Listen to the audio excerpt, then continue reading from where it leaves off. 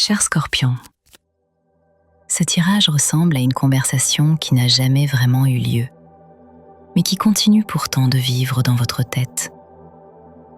La 5 de coupe ouvre le mois avec une émotion lourde, presque amère.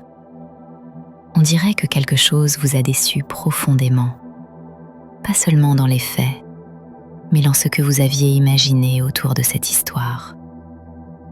Cette carte donne l'impression d'un cœur qui regarde encore ce qui a été perdu, même lorsqu'il essaie d'avancer.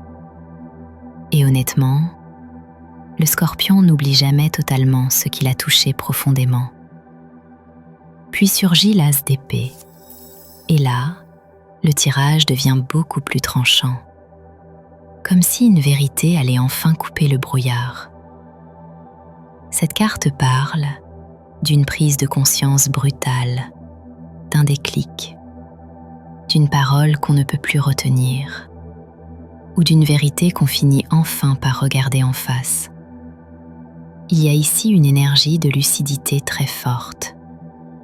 Quelque chose en vous semble comprendre que continuer à se mentir serait désormais plus douloureux que la vérité elle-même.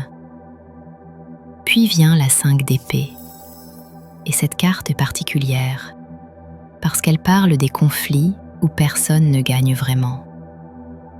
On dirait qu'il y a autour de vous des tensions, des jeux de pouvoir, des paroles blessantes, ou une situation où l'ego a pris trop de place.